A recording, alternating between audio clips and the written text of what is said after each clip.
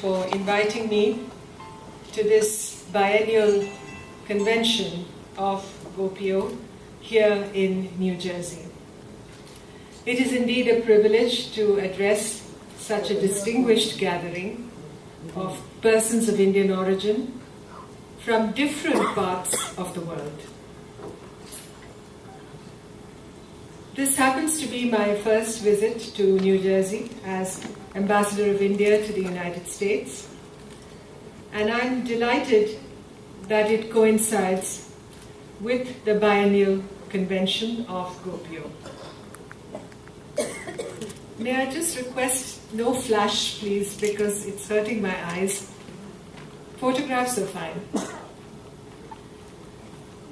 I had the opportunity to interact with the Indian community members at a function organized by the GOPIO, along with other organizations at Los Angeles a few days ago, and Mr. Inder Singh very graciously presided over that function. And therefore I'm very happy also to be in New Jersey this evening. I know that it was in this region, in fact in New York, that GOPIO was established in 1989. Since its inception, GOPIO has been at the forefront of promoting the well-being and interest of the Indian diaspora.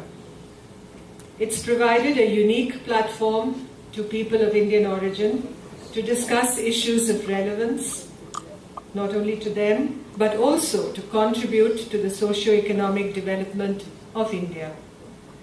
And it also encourages dialogue and a community spirit, as we can see from the gathering here, and also to foster friendships.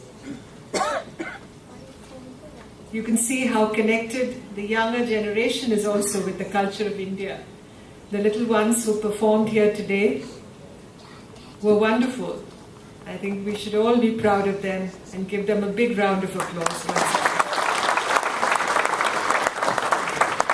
GOPIO therefore encapsulates the spirit of global Indians, and I therefore compliment GOPIO for the yeoman's service it has rendered to Indian communities all over the world.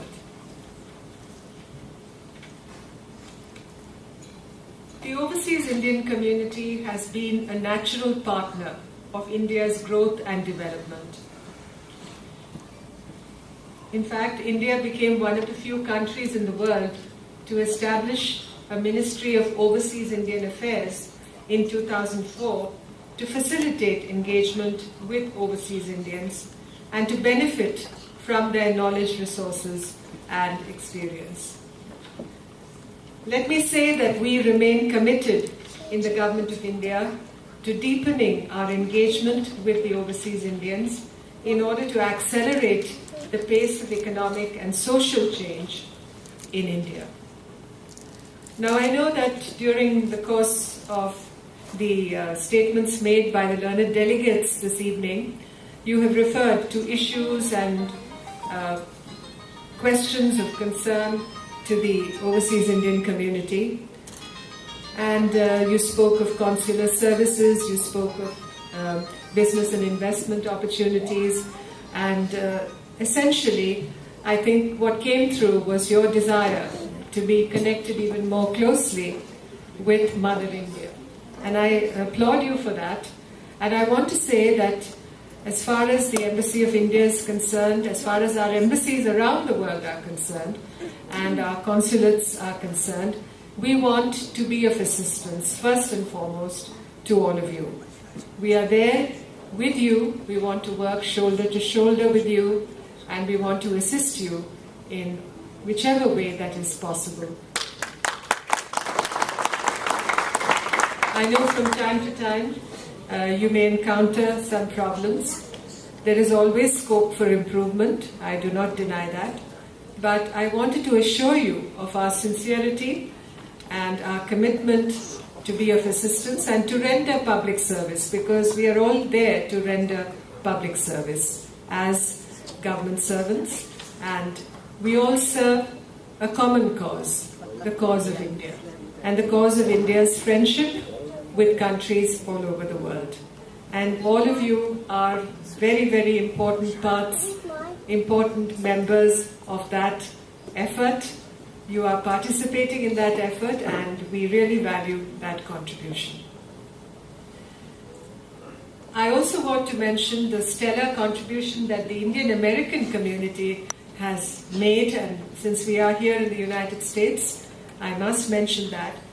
Our Indian American community has made tremendous contributions to India's progress and modernization. You have made us all proud, as indeed all the other overseas Indian communities also have. And here in this country, the Indian American community has contributed greatly to the cause of India-United States partnership and friendship. The accomplishments and the achievements of this community have caught the imagination of our country and indeed of the world.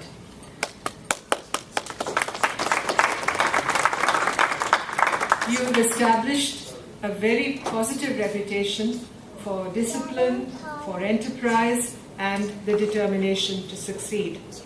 And all this, while doing all this, you have not cast aside your cultural moorings, and your love for India is as deep as ever. So that is what makes your presence so special. And you came here in search of your dreams, and you have realized it on the soil of this country. But at the same time, you have always endeavored to build bridges with India and to promote India-United States friendship. And this came through when the India-US civil nuclear deal was negotiated and successfully realized. We applaud your contribution in that regard, and I'm sure there will be many, many more opportunities in the future for us to work together. India today is on the move, and we have stayed the course of a positive growth trajectory despite the recession globally, despite the economic difficulties in many countries of the world.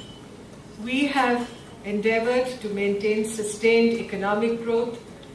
Our technological advance and modernization is transforming Indian society at an unprecedented pace, and our engagement with the global economy and the world is growing rapidly.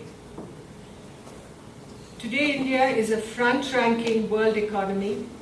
Its democratic traditions are strong and enduring, and its management of its diversity, its embrace of pluralism, its respect for human rights and fundamental freedoms make it a standout country.